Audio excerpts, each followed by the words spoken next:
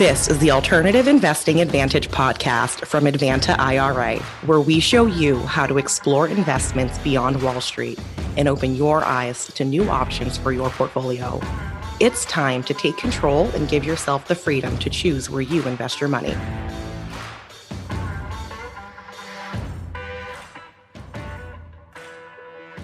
Hi, welcome to another edition of the Alternative Investing Advantage podcast. Today, we are pleased to welcome on Brad Hovis, and we're going to be digging into some really interesting topics on the benefits of cash purchases and partnerships when it comes to real estate investing and how debt may not always necessarily be your friend when it comes to investing in real estate. So stick around for that. Today on the download, federal regulators have signaled sweeping regulatory updates in the wake of the Silicon Valley Bank failure. Some of the keynotes that we're expected to see in the next few weeks for some legislative body meetings are more stress tests for financial institutions with over $100 billion of assets, more long-term debt requirements for banks that are not designated globally systemically important, and increased FDIC coverage. Although the current coverage is capped at $250,000, we did see a special meeting of the FDIC in the wake of the Silicon Valley Bank closure that indicated that they would be covering significantly higher amounts. So look for those those increases in the amount of coverage from the FDIC to come as well. I personally think that's probably going to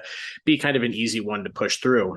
More news on the debacle that is the FTX scandal. Sam Bankman-Fried has now been charged with bribery of all things and relates to how he paid Chinese officials to unfreeze some of his financial accounts after his arrest. And by all appearances, he was actually successful in the bribes that he paid. But unfortunately, bribery is illegal in the United States. So he is now, on top of everything else with regards to his fraud charges, is now being charged with bribery of all things. And lastly, GM CEO Mary Barra has announced that over 500 offer letters are being sent to salaried employees to see if they can slim their workforce ahead of growing inventory surplus caused by overproduction of trucks. So, the pain that we had seen in so many other industries is now starting to bleed over into auto manufacturing. They were doing so well through the pandemic. They couldn't keep things on the lot, and now they overproduced, and we're seeing a glut of vehicles just sitting on lots with high prices, high markups, and just a whole bunch of issues. So expect to see a little bit more pain out of the auto manufacturers. This has been The Download.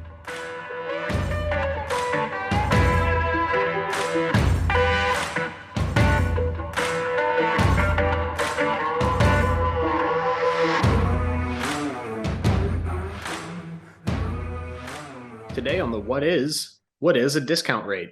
With all the news about the Fed raising rates and hearing that pump through the news cycle constantly, I think it's important to know. So what is the discount rate? This is the term discount rate refers to the interest rate charged to commercial banks and other financial institutions for short-term loans they take from the Federal Reserve Bank. The discount rate is applied at the Fed's lending facility, which is called the discount window. A discount rate can also refer to the interest rate used in discounted cash flow analysis to determine the present value of future cash flows. In this case, the discount rate can be used by investors and businesses for potential investments.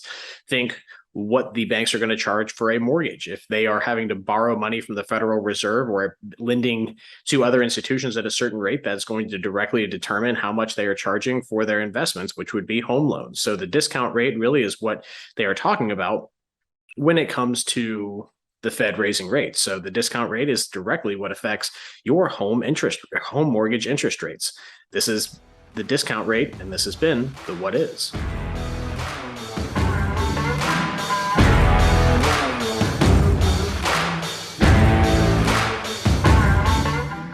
Hi, and welcome to another edition of the Alternative Investing Advantage podcast. I'm Alex Perney, as always, and today we are pleased to welcome on Brad Hovis. Really looking forward to our conversation today about kind of a little bit of a divergent path that most people don't think about when it comes to investing in real estate, and that's debt. Most of the people, kind of assume there's, kind of a narrow focus on, real estate being expensive and, the need for debt. And there certainly is a need for it. And, many different avenues of investing in real estate, but you have a little bit of a different approach that, from the investing standpoint, it's just a little bit different than most people. So looking forward to really digging into that. So Brad, tell us a little bit about how you kind of came to be at this point in your career. Most people in real estate have a little bit of a of a history that kind of led them to this path. Not too many people come right out of college or whatever they were doing and like, hey, I'm going to be a real estate investor. And it's the first thing that they get plugged into. So tell us a little bit about yourself, and thanks for being on with us today. Yeah, Alex.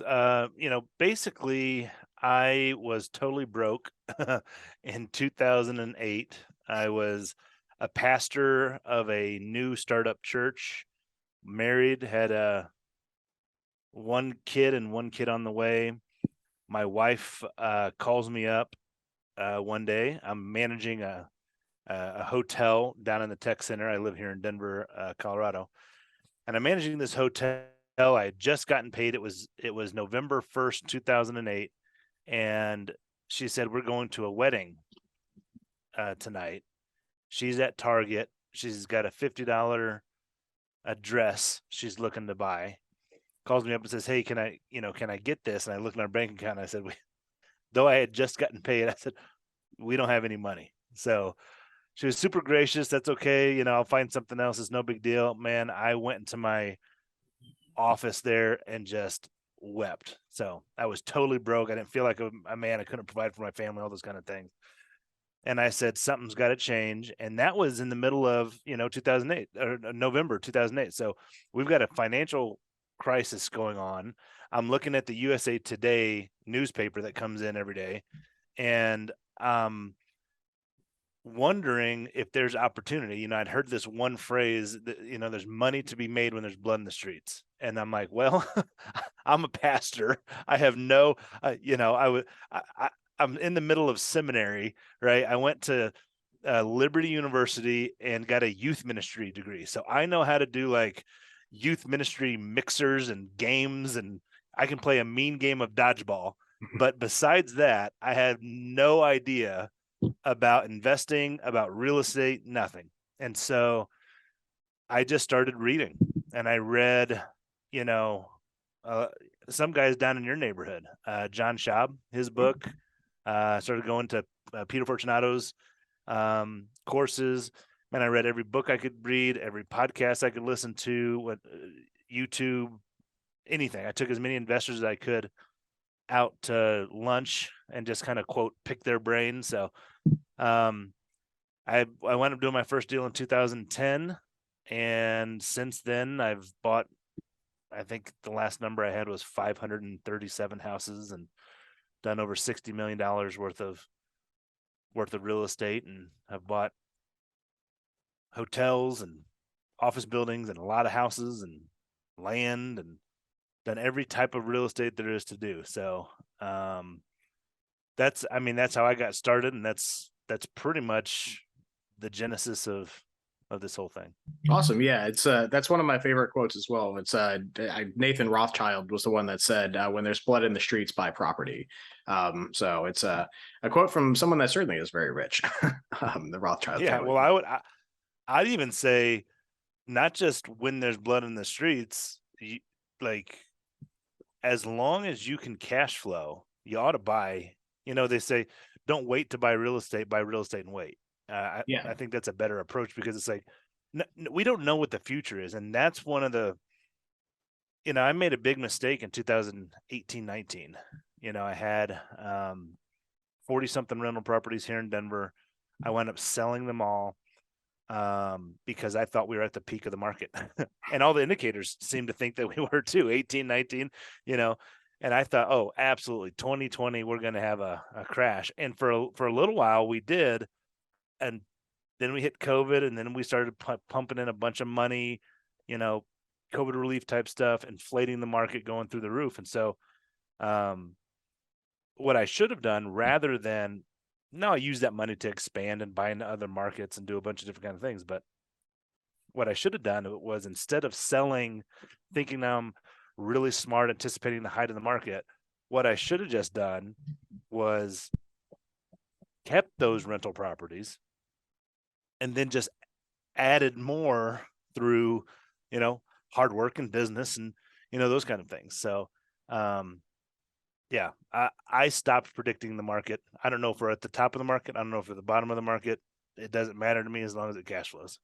Yeah, absolutely. And that's kind of a great sentiment that people like John Schaub and Pete Fortunato really preach is, it's buy value agnostic, but buy for cash flow. I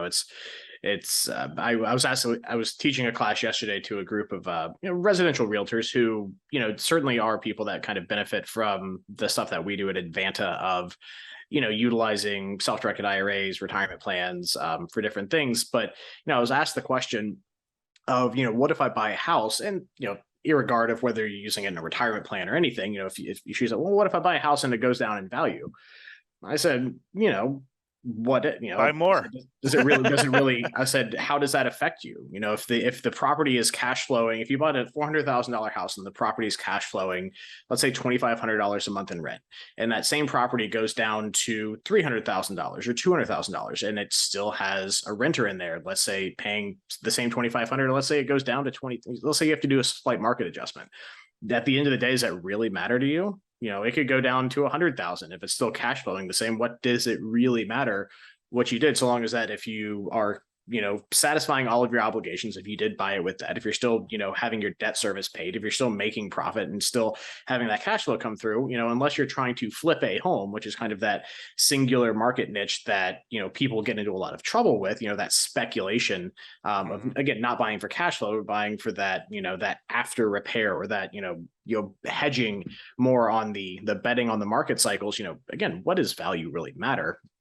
And again, there's nuances to that statement, that you could go on for days. But again, I really like that sentiment, and it's something that I, professionally really try to preach to people is, again, being value agnostic in your purchasing. If you're buying for cash flow and buying for long term, then again, that really should not be the necessarily the biggest bearer of what drives your investment goals. So again, you kind of echoed that, but to the point of what I really want to talk to you about, and what I mentioned in the intro of this podcast is, a big commonality in real estate investing is debt.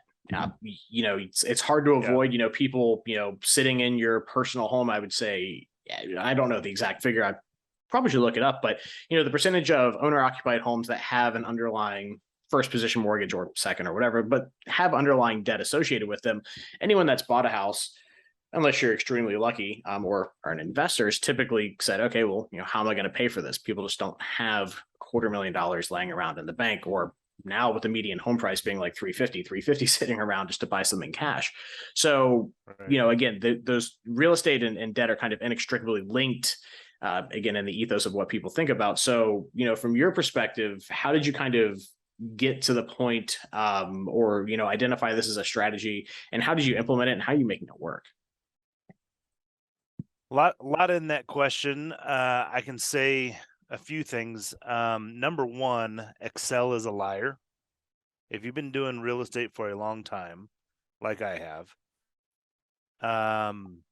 you quickly realize that that spreadsheet you put together and plugged in your rents and your rent costs, taxes, insurance, management, maintenance, vacancy, and you added the principal and the interest and all these kinds of factors in there.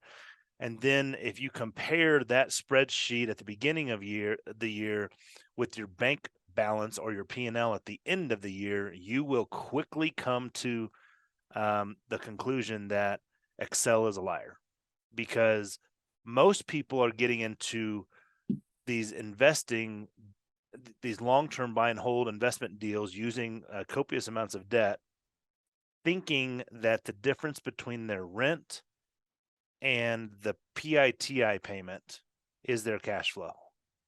And once you have to change out a furnace once or twice, or an air conditioner, or you have vacancy for a month, or you go through an eviction moratorium, or all those kind of things, you realize the one factor most investors don't put into their equation, which is risk. We can calculate risk in mutual funds and all that kind of stuff, but real estate investors don't calculate that risk. And anytime you add debt, you add a lot of risk. And so I'm really more of a Dave Ramsey kind of guy. I believe that your income is your biggest wealth creating asset. And I believe that getting out of debt and, working an investment or working for investments or working to be able to get that cash, or better yet, add something to the equation. So you ask, how am I making it work? Well, most of the deals that I buy are in middle America markets. So we're not paying $350,000 for houses. We're in Memphis, Tennessee, other markets like St. Louis, Missouri, Kansas City, Missouri, Cleveland, Ohio, San Antonio, Texas, even though that's kind of gotten a little bit inflated here recently. You look for these markets where you can be all in somewhere between 100 and 150 grand, and that will rent for between $1,000 a month and $1,500 a month, following that 1% rule. And so I am either running my business, I have a wholesale business where we, market for deals and then sell deals. But then I also have a real estate business, which, by the way, wholesale and real estate are two separate things. Wholesaling is flipping. Real estate, buy and hold, that's a real estate business. And so what I just do is, when I have my capital to 150 grand, something around there, I peel off one of those wholesale deals and I take it down myself. Or what I do, and I've coined a phrase with this, is called a real estate equity partnership, a REIP. You've heard of REITs, real estate investment trusts. This is a REIP. And so what I do with this REIP is I partner with investors looking to, cash flow on real estate, acquire at a discount. And so we're always acquiring at a discount. And so I'm either buying it myself or I'm partnering on deals myself. Regardless, there's no debt involved. There's no banks involved. There's no interest involved. There's no personal guarantees involved. None of that. It's just, we're doing deals. Great. So there's a few things that I want to kind of back up to get to the point of, you mentioned, the acronym of REAP, of how you like to structure those things, as well as, kind of how the business flows. And there's a few other financial points I want to get to, but I think the journey is kind of as equally important as the current thing that you're doing.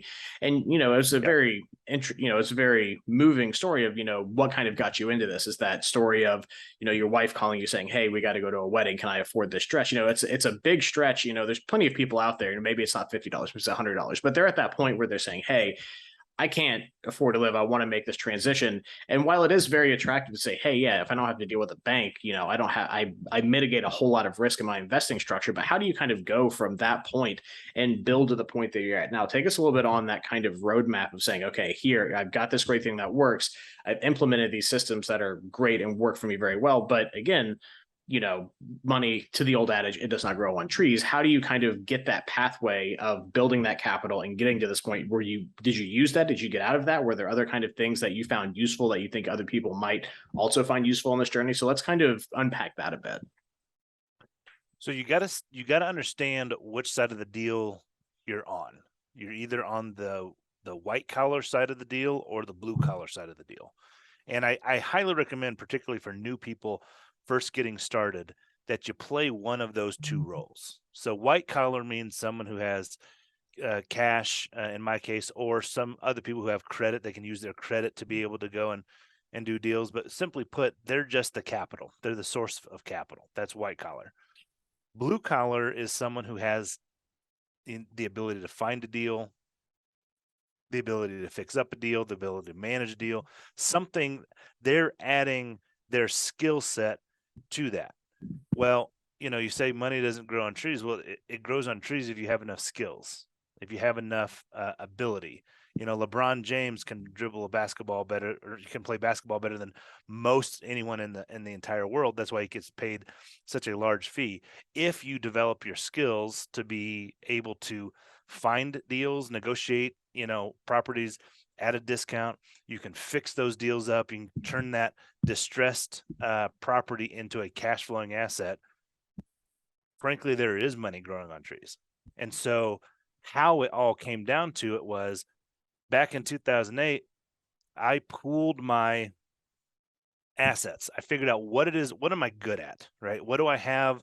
What don't I have?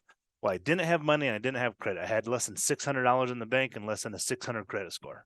So I couldn't play the white collar side. So I had to play the blue collar side. So then I said, well, what is it that I'm good at? At the time I was a pastor. Most of my work is done on nights and weekends, And so I said, well, I've got time. I've got the ability to go chase down some deals.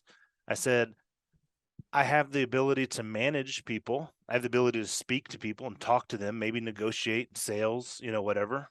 And so I just started developing my skill set that I already had, but I put it towards real estate investing so that when that time came to negotiate with the seller, I can empathize with them, understand the situation. They've got this house that, is beat up. They inherited it from someone else. They're dealing with tenants that aren't paying them. They're completely stressed out. And me coming along with a solution that says, hey, we can pay you cash for this house that realtors aren't even wanting to list on the MLS.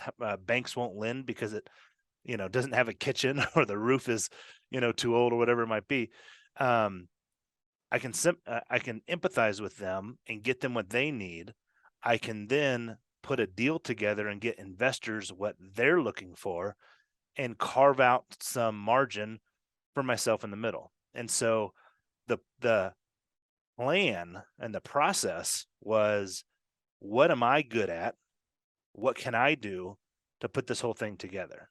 And so that's what I encourage new investors. What skills do you have?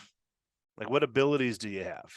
What active things can you do if you don't have capital to go and get after it? Now, for those who do have capital, I can't tell you how many times, and I'm sure you get this all the time, Alex, is someone who's some middle manager for a oil company or some corporation or whatever it might be calls you up and says, hey, I want to pick your ear, right? Take you to lunch, and I'm looking to get into real estate. And they start talking about how they're making $100,000 a year, $200,000 a year. They've got a 401k. They've got all these kind of things going on. They want to get into real estate.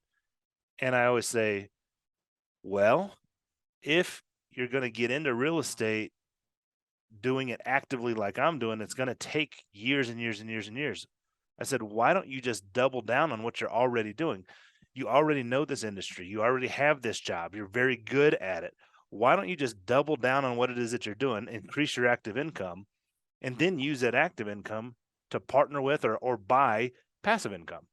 And so the plot or the path is really, who are you? What are you good at? What kind of assets do you have? Not just monetary. And then see where it fits inside of the world. Because we have to add value whether we're at. My investors add value with their capital. I add value with access to the deals and access to the, like handling it all, creating a cash flowing asset. So it's mutually beneficial. We both know which lane we're in and we stay in our lane.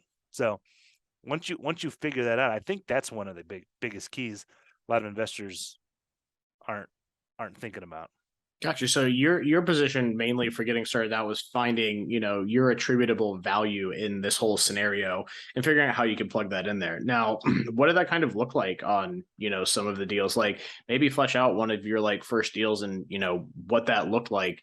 Because again, people to that point, it's a lot easier for the person that's making that $200,000 to say, okay, great. Maybe I have enough capital to go buy a house. I think it's a little bit of a steeper barrier. It's a little bit of an easier barrier to entry for them, as opposed to, again, someone that doesn't have the money of saying, okay, great, I don't have the capital, but I have, the human capital and the value, and I have my time that I can go spend on this. So was it something like you went out and you said, okay, great, I've identified a few things? Were you just kind of, were you looking at it from like the wholesale side? Because I know you mentioned you have experience doing wholesale, or was it something where like you said, let's say you have, the person with the capital and you went out and found the deal saying, okay, hey, here's what I can do for this. And again, kind of carving out that middle of, was it, the handyman work, or was it something where like you're, doing the negotiation work? How did you kind of build on that? And what, let's walk through maybe one of those first deals so we can get an idea of, how you've evolved into, what you're doing today. Yeah. Great question, Alex. I'll tell you what I did at the very beginning and I'll tell you the parts of why I would not do it this way again. Always a good way to go about it. 2000. Yeah. So the first deal I ever did was a wholesale deal. So I had got some leads. I bought some leads. I negotiated with a guy, put it under contract for 100,000. Tried to sell it for weeks and weeks and weeks, and wound up selling it for 101,000. So I made $1,000 on my first deal. Frankly, I had spent a bunch of money. Like, I didn't really make any money on that because there's a lot of outlay, overhead on that. But the very first deal, this is the first partnership deal that I did, was in December of 2010. And I had a friend of mine who was a software salesman, and he had way better credit than I did. He had a little bit of money saved up. And we went with the Burr method. So if you're not familiar with the Burr method, it's where you buy a deal, renovate it, or rehab it. It says BRRRR. So there's 4 R's: buy, rehab, rent, refinance, and then repeat. So you buy a deal, you fix it up with the rehab, you put a tenant in there, you rent it, then you refinance it, try to pull out all your cash, and then you just try to do that over and over again. So we had learned that method back in 2010, and we said, well, let's go find a deal. So I found a deal from a wholesaler, negotiated the property for $77,000. It was a house that needed about $10,000 worth of work. We went to a hard money lender, and a hard money lender is someone who just lends money out at extravagant points and extravagant interest rates. And I have done hard money lending in the past as well. In fact, this one was we had to pay 3 points. So we had to pay him $3,000 to get the loan. And then we paid 12% interest only, which was, $1,000 a month until we could pay him back. And so we borrowed that money on this deal, $100,000, $77,000 purchase price, $10,000 renovation, and pretty much we borrowed the money that we were paying him back with. Then once we got it fixed up and rented, we then refinanced it. And that refinance, the appraisal came in at $140,000, which meant that we were able to pull out, I think it's $105,000, whatever 75% of 140 is. Let me get my calculator out here. That's 140 times 0.75 was 105,000. So we were able to pay off our hard money lender. We had this property, it rented for $1,400 a month. Our note payment and whatever, turned out to be about $1,000. And so we were cash flowing about $400 between the taxes, insurance, all that kind of stuff. So what we did with that was, I was the one who found the deal. I was the one who hired the contractors, created the scope of work, figured out what needed to be done, managed the contractors. I was also the one who then put out the property for rent. I was the one who screened the tenants. I was the one who signed the lease. I was the one who was managing the property. So my buddy, his job was to play the white collar role, which was, if we needed extra money, he was the one going to be writing the check.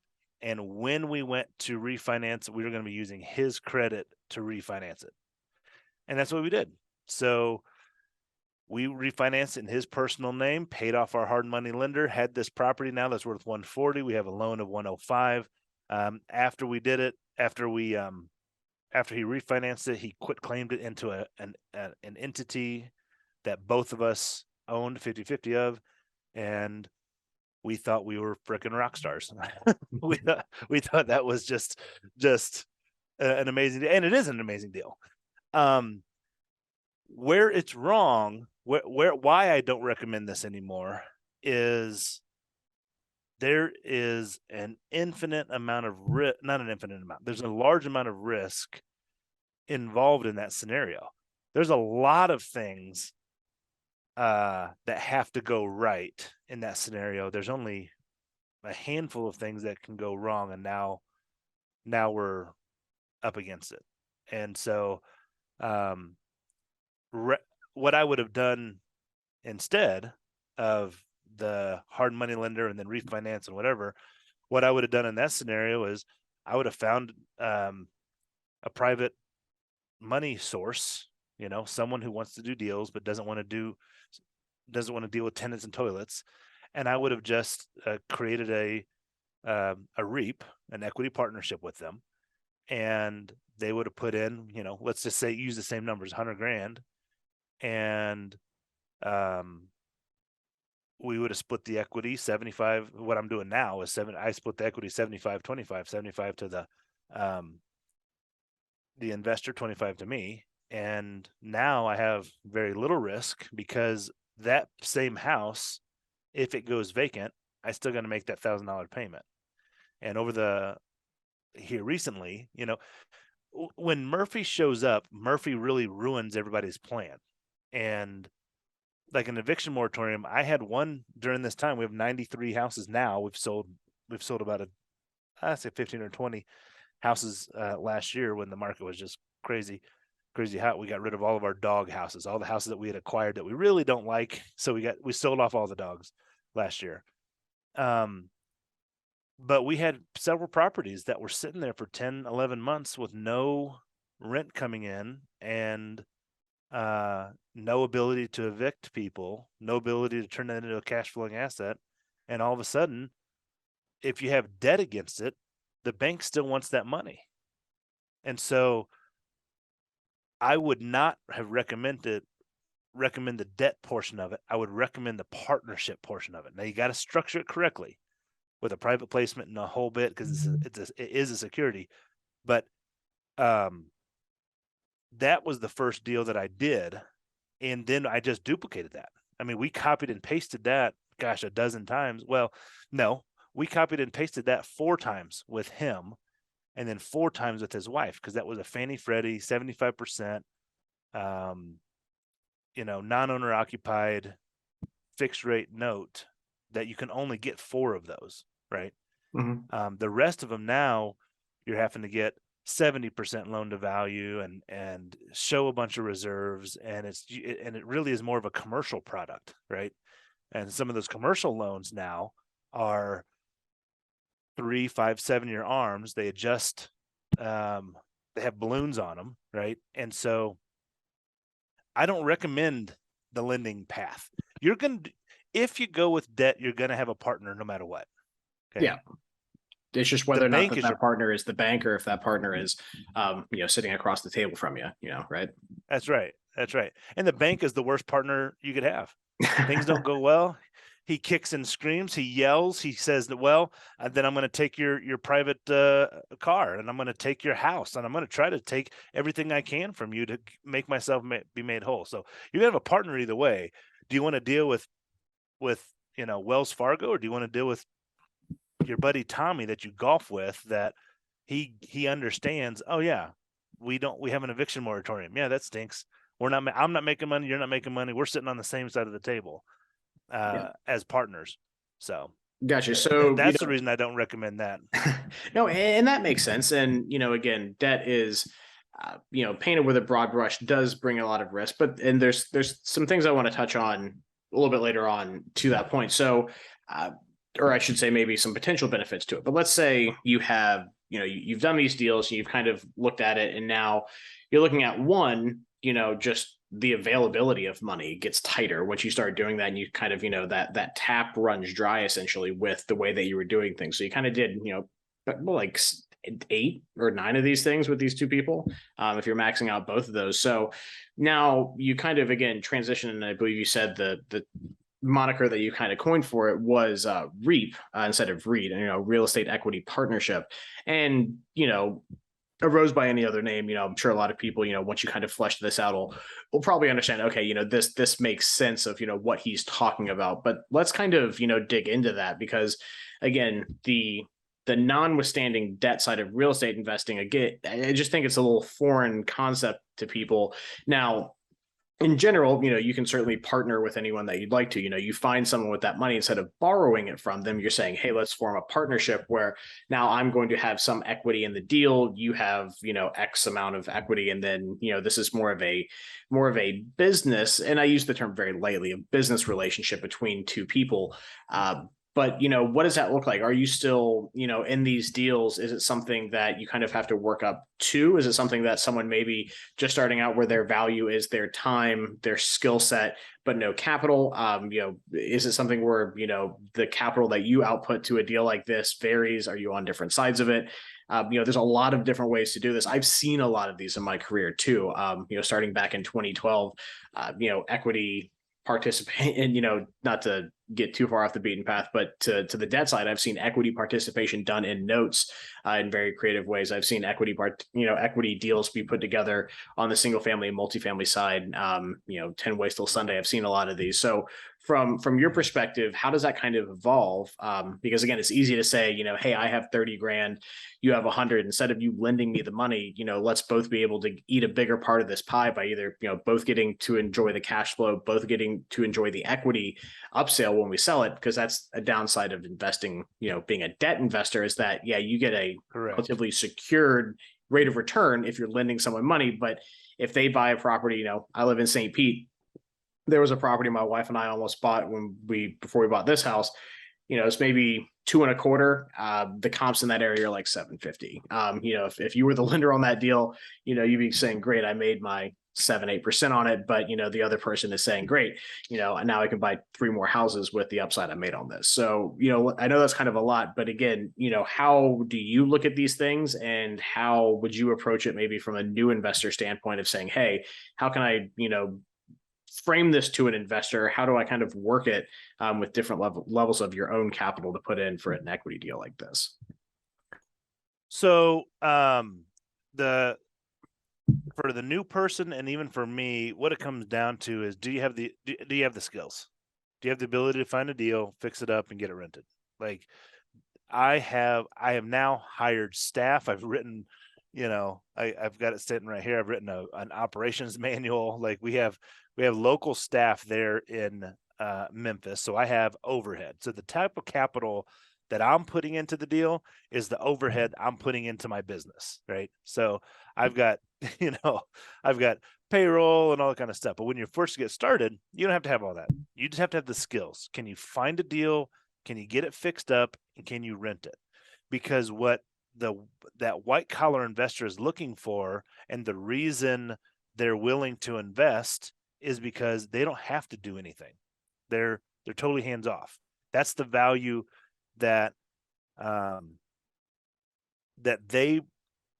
you receive in that deal. So when we're talking about putting a partnership deal together, the deal itself is what gets analyzed. I'm buying houses that are worth 150, 160 grand, but we're all in 120 to 130. So what justifies my position in the deal is, I'm bringing this deal and I'm bringing it with instant equity at the time that we close it. But I love notes. Well, I used to love notes. I'm actually pretty anti-debt, but I'm the guy who likes to lend. Used to like to lend. I still have a few notes out there. I don't lend anymore because I'm that opposed to debt. Okay, I don't even want to be on the lender side, right? Anymore. But the problems with those notes is they pay off, right? There is if you lend $100,000, you're not getting any more than $100,000 unless you're, having to foreclose, and now you're really paying attorneys, their fees and whatever. Once you lend 100, you've capped your investment. Now you get the interest, and it's typically a more consistent payment every month. Hopefully it is. But where I come in, I think I have a more attractive, quote, investment product, because that investor can participate. You use participation notes. They can participate in the equity and the cash flow. And if you think that as a lender, you're not participating in the cash flow, you're crazy. As a lender, you have to make sure that your borrower is cash flowing or they're not going to pay you, right? Like, why would they pay you if they're not making any money? So you're participating in the cash flow regardless. So my take would be, what if it was just so simple? What if it was just easy? What if instead of sitting on different sides of the table with both the bank and a lender, private lender, even whatever, what if we just sat on the same side of the table? Yeah, I found the deal. Does it work for you? Great. Stick your money in. And the scenario that you just mentioned, hey, in 2012, we could have bought something for 220. It's now worth 700. Yeah, that's the hope, man. That's what we're doing here. Yeah. We're trying to partner on the equity. Yeah, so. Absolutely. And that's definitely one of the inherent benefits of being, in the equity position, as well as that, inherent, underlying asset that's always there. Granted, first position mortgage, it's a lot longer of a path to get to that actual collateral. Whereas, the buck stops at the front door of that house as opposed to having to go through that whole slew of things. Granted, again, painting with a very broad brush of what works for you doesn't work for me, what works for my neighbor doesn't work for the one down the street. So right. When it comes to putting this together, it's, when you're getting started, the higher level concerns are just that they're higher level concerns. You're kind of focused on that first deal. And I would assume that most people going out there and doing this, if you're going to take something away from it, is that instead of going and borrowing from the bank, use your value to bring a deal to someone with the capital instead of borrowing the money, put it together where it's, again, you are, and again, if you have a better term for this, I'm certainly open to, but you're the property manager. You're putting everything together. You're bringing that value in whatever spectrum that looks like to the deal of saying, hey, but for my service, my value, I want a piece of this pie. I just don't want to be paid, 9 to 5. And most people, I think, would see the benefit in that of saying, okay, great. Whether I'm paying someone just a flat fee or, they're getting to participate, everyone's eating, rising tides raising all the ships. And, if you can't make if someone can't see that value, maybe not the person that you want to be getting the money from anyway. Right. But again, it's these kind of deals, I would think, and I've seen this, can be as simple as sitting around a dinner table, putting together something on the back of a napkin. I am always a big fan of people putting things in writing. That will save you in the long run if something does go bad. Hopefully they don't. But when you get to a little bit of a higher level, again, it's kind of easy to see, okay, we put this together. You and I agree on something. Our word is our bond. But when you start getting to a larger economy of scale, it's harder to, you just don't have that many people that intimately.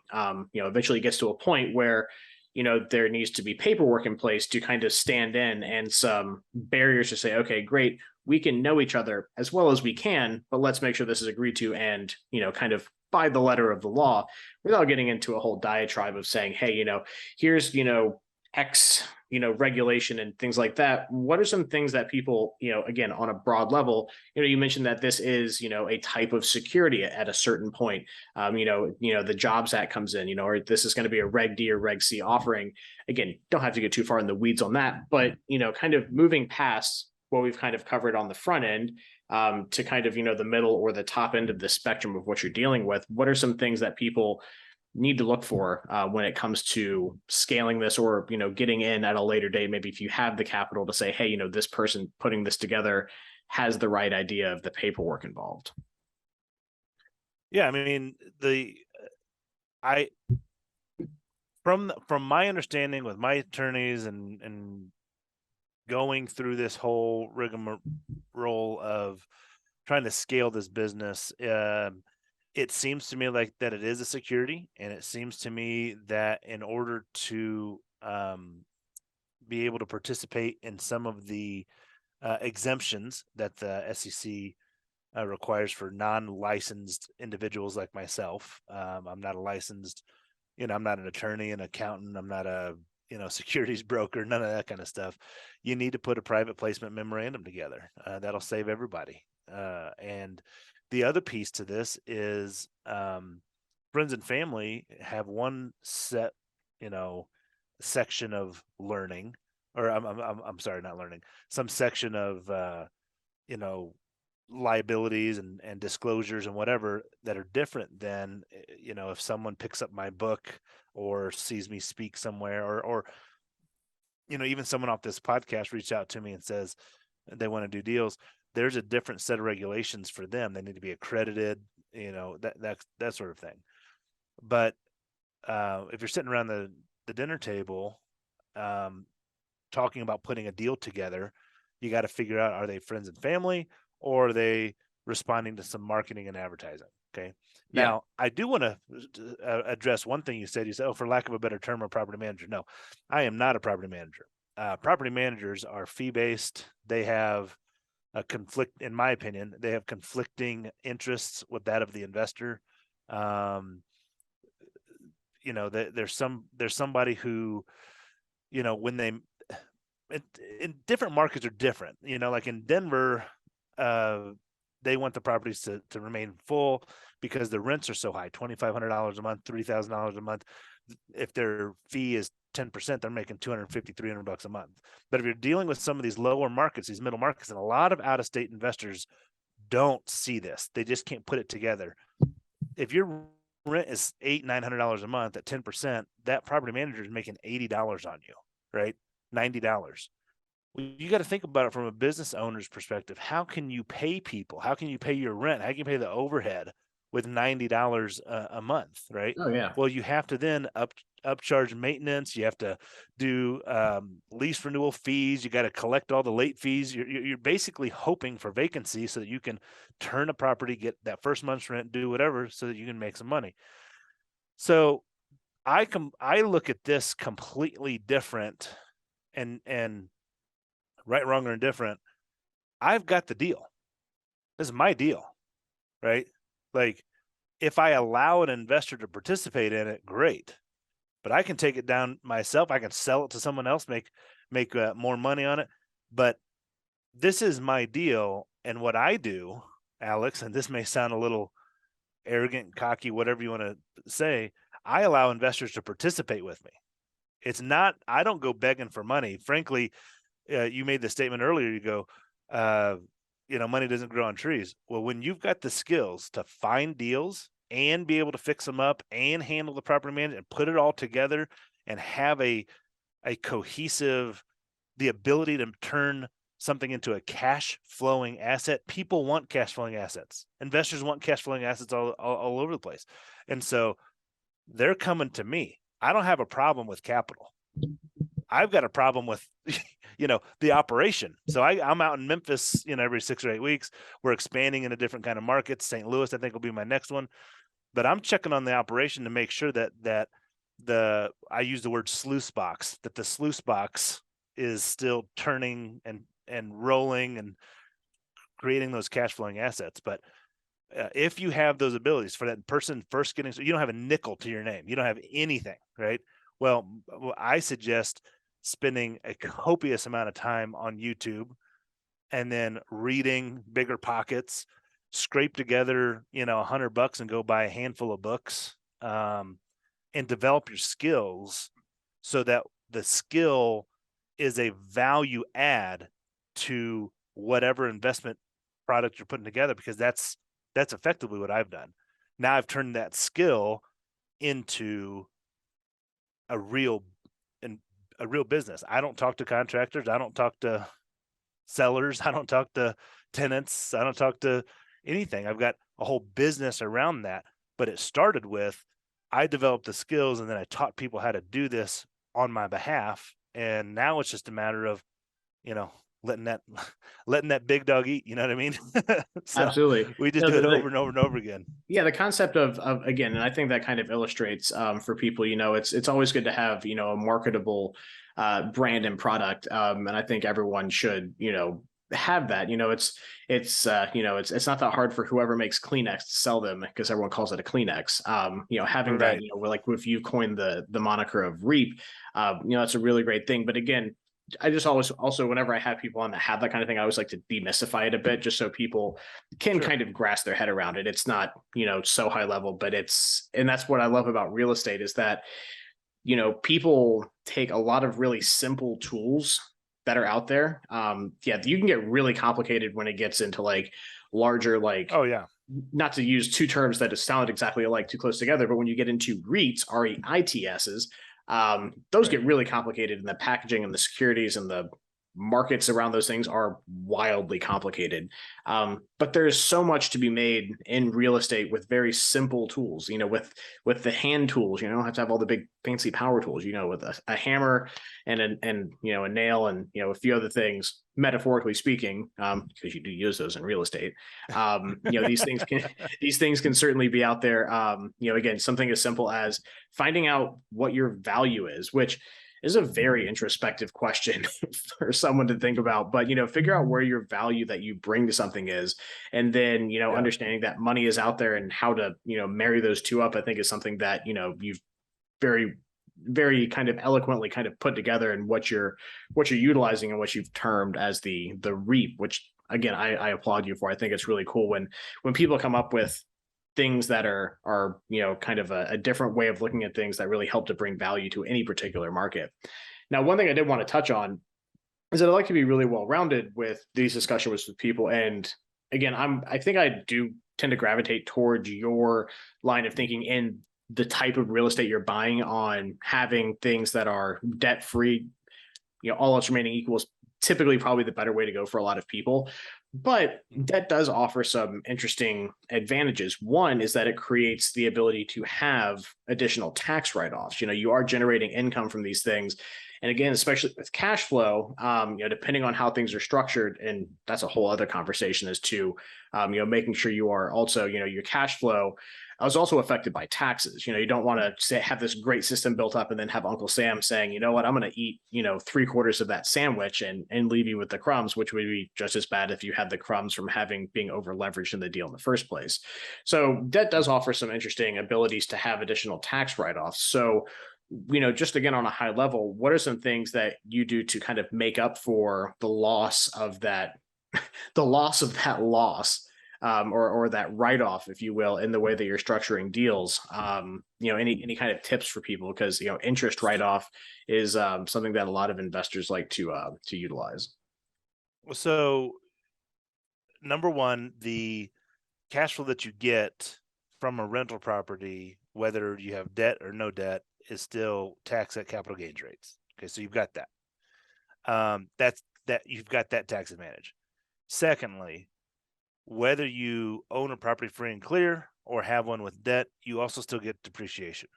Okay, so both of those major factors are still there. Thirdly, interest is just another expense. Okay, so when I go and travel out to see these properties, or I do whatever business type expenses, those are still business expenses. To think that there's a better tax advantage to have debt means that you're just allocating different expenses different places. I would prefer to have more net profit that I can then expense out of with things like trips to the market that I'm investing in, or other trips to other markets, whatever. Just because I'm now paying that money in interest to the bank means that I just don't have access to it to then choose what other business expenses I can spend on. So debt itself doesn't provide necessarily any more tax advantages than if you just added additional business expenses. Gotcha. So that's how I look at it. I would much rather, I can still, so to give an example, let's pretend every month I pay $500 in interest, right? Well, when I don't have debt, I actually have that extra $500 that if I wanted to, I could spend on other business expenses. I could go get another cell phone because it's a business expense. I can go get another laptop. I can go on a trip. I can go do a lot of things because it's still a business expense for that entity. The other part on, I am so I mean, we can sit here and talk anti-debt, and I would love to, because I think that's the number one thing that people are completely overlooking in the real estate world. And I'm a black sheep. I'm a black sheep among real estate investors. I think it might be just me and Dave Ramsey who are out here talking about don't use debt in real estate. Okay, I think we might be the only two guys, because I think that we have been sold, particularly over the last decade. People forget, man. Like, I started in 08, but I can tell you how I can look the people in the eye. I remember looking people in the eyes when I first started, and they all said the same thing: don't over leverage, don't over leverage, don't over leverage, because they were the ones who got crushed in 08, right? And what's funny is you hear a lot of the educators now that are coming back out selling programs or whatever. A lot of them have a I lost it all story, right? Well, you can't lose it all unless you have debt. If you have no debt, you're not going to lose it all. You might lose a portion, 20, 30, 40%, but you're not going to lose it all. They're not going to be coming and garnishing, wages and taking personal assets from you and taking your house away and showing up with lawsuits and all that kind of stuff like Dave Ramsey talks about. I just looked at it and said, there's a more profitable, easier partnership with individuals than with banks. And there are, well, you would know this probably better than I do, among self-directed IRAs. I mean, what kind of capital? I think you guys are at like how many billion of dollars in just self-directed funds are you guys sitting on at Advanta? Our AUM Billions? right now is about 2.4. 2.4 billion. Mm-hmm. Is that right? Yep. And you're one of dozens of self-directed IRA companies, Mm-hmm. right? That's just the self-directed side. That's not the side of the traditional side in retirement plans that, in my opinion, should roll over into Advanta and then start using these alternative investments. That's why I named the name of my company is Roll Over to Retire. Roll those traditional funds into self-directed funds, then use that to go buy cash flowing assets like real estate. And what I just said there is just retirement plans. We're not also talking about cash, right? There's a lot of private money out there, more than I could ever possibly even use, more than you could ever possibly even use. If I gave you just 10% of what Advanta is sitting on, it would take you the rest of your life to try to spend it wisely, anyway, with equity, right? It would take a long time. So I just got rid of the I don't want to say lazy mentality. I just got rid of the mainstream mentality of just, oh, you need money, you go to the bank. No. There are a lot of people who are like, we hate the bank. I hate the bank. I hate the lenders on this side, because they're the worst to partner with, like we've already said. So no, man, there's plenty of money for deals. You just got to find that value proposition in that deal. And the tax advantages are weighted towards my investors, actually. So in a partnership like we're doing, because I don't put the capital in, all the tax advantages go to the investors. Yeah, they get all the depreciation, they get all the loss. So yeah, there's two things I wanted to kind of glean from what you just said is that one, I always like to talk about big numbers because they're fun to look at when people talk about like, hey, where do I find money? Because that's also one of the things that you're talking about too, is that, I think a common vein, a fair statement to make is that a big core of what your strategy is alternative sources of funds or alternative ways of looking at it. Don't just go to the bank and borrow it. There's money out there. And I think one of the big things people look at is like, okay, well, great, there's money out there. Well, the bank is what most people think of as money. So where do you find it? I like fun, big numbers, and the most accurate representation that we have of retirement funds in the United States, and this encompasses not just self-directed IRAs, but pension plans and everything. There's about $37 trillion worth of retirement plan assets in the United States. For those of you listening that wonder what that looks like, that's a 37 with 4 commas and 12 zeros, or 14 zeros if you include the cents in there too. So it just goes to, and that's just retirement. That's just what people have in a pension. It's, to talk to people about where to find this stuff. You'd be surprised if people, that have worked a long time that, again, how to find that money. And again, I don't like to be salesy at all in this kind of stuff, but it's what we do. Talking to people in that conversation you have with someone to try to find the people with money, you don't have to look for the person that has a white collar job like me, or there's someone that is, an executive. Someone's worked a long time. The likelihood that they have a lot in retirement savings is probably pretty great. And just having that conversation again of just don't saying, oh, well, they drive that old beat up Ford Ranger. They don't have a Mercedes in their front driveway. They probably don't have a whole lot of money. You'll be blown away by the people that have money. As long as again, that skill set of how to talk to people is very important in that context. And Alex, like on that point, one of my partners is had a metal fabrication shop. Like, we've done a bunch of deals together. He has his metal fabrication shop. He grew it, and then eventually sold his business. This is as, this is blue collar type work. This is not high finance. Someone comes and says, hey, can you fabricate this, whatever? Can you weld this together? And he says, sure. And built that into a business that he then sold. Him and I have done tens of millions of dollars worth of deals together. But that 37 trillion, that's just retirement plans. Mm-hmm. That doesn't include all the cash. That doesn't include the equity in these houses. That doesn't include crypto. That doesn't include any of that stuff. So there's a lot of money to be had. And what are people with money looking for? See, they want, contrary to popular belief, wealthy people are not taking their money and sliding it under their mattresses. I don't know any of my investors. I don't know anyone who's just saying, oh, I want to sit on cash forever, particularly when inflation is going through the roof. What does every single investor want to do if they're sitting on a bunch of money? They want to put that thing and invest it in something that's going to give them a return.